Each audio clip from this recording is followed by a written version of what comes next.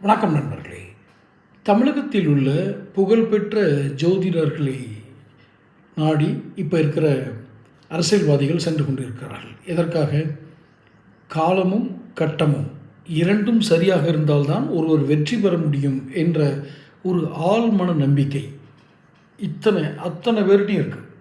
இவர்களெல்லாம் திராவிட பேச்சாளர்கள், கடவுள் மறுப்பாளர்கள், நாத்திக கொள்கை உள்ளவர்கள், ஜோதிடத்தில் நம்பிக்கை இல்லாதவர்கள் என்று மேடை நகைச்சுவை பேச்சுக்காக பேசுவார்கள், மேடையில் வேடமிடுவார்கள். ஆனால் இவர்களுடைய நிஜ வாழ்க்கையில் ஒரு சவால் வந்தால் அதற்கு தீர்வு நிச்சயமாக ஜாதகத்தில் தான் இருக்கிறது என்ற உறுதியான நம்பிக்கையை அவர்கள் வைத்திருப்பார்கள். இதை கடந்த காலங்களில் நீங்கள் பார்த்துருக்கலாம். அப்படி எல்லாருமே இன்றைக்கி இருக்கிற பெயரே சொல்லுவோம், எடப்பாடி பழனிசாமி, ஸ்டாலின் நேரடி போக மாட்டார், அவருடைய மனைவி துர்கா அம்மையார், நடிகர் விஜய், உதயநிதிக்காகவும் துர்கா அம்மையார் தான் போகிறாங்க. இவங்க எல்லாரும் இப்போ வந்து ஜாதகத்தை நோக்கியும் போகிறாங்க. அதே நேரத்தில் தேர்தல் களத்தை யதார்த்தமாக கட்டமைப்பது கரன்சி கட்டு தான், ஜாதக கட்டு இல்லை அப்படிங்கிற உண்மையும் அவங்களுக்கு புரிஞ்சிருக்கு.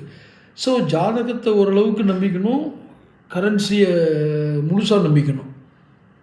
ஏன்னா ஜாதகம் கண்ணுக்கு தெரியாது, ஜாதகம் மட்டும்தான் கண்ணுக்கு தெரியும், பலன்கள் நமக்கு தெரியாது. கரன்சியோட வேல்யூ என்ன, எங்கெங்கே வேல்யூ ஆகுங்கிறது நம்ம கண்ணுக்கு போய் தெரியும். அதனால தான் ஜாதகங்கள் கரன்சி கட்டா ஜாதக கட்டா அப்படிங்கிற ஒரு சின்ன குழப்பமான போட்டியில் ஒவ்வொரு அரசியல்வாதியும் மூவ் ஆகிட்டு இருக்காங்க. நான் போன இதில் போட்டிருந்தேன் என்னோடய வீடியோவில், நீச பங்க ராஜயோகம் அப்படின்னு போட்டிருந்தேன். யாருக்கு? நடிகர் விஜய்க்கு. அப்போது ஸ்டாலினுக்கு என்ன இருக்குது? ஸ்டாலினுக்கு ஒன்று இருக்கணும்ல. ஸ்டாலினுடைய இது என்னன்னு பார்த்தீங்கன்னா, அவருக்கு இருக்கக்கூடியது ஒரு நிமிஷம் இருங்க, மகாபாக்கிய யோகம். எதிரிகள், இதில் என்ன அர்த்தம்? எதிரிகள் நண்பர்களாவார்கள்.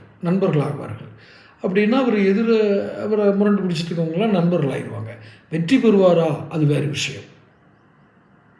அதான் மகா பாக்கிய யோகம். ஆனால் ஹெல்த் இஷ்யூ இருக்கும் அப்படின்னு சொல்கிறாங்க ஜாதகத்தில். ஸ்டாலினுக்கு ஹெல்த் இஷ்யூ இருக்கும்.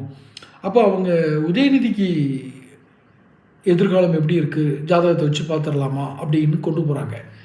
ஆனால் உதயநிதியின் ஜாதகத்தை அவ்வளோ எளிதாக அவர்களால் இப்போ விஜய்க்கு சொன்ன மாதிரி உதயநிதிக்கு சொல்ல முடியல.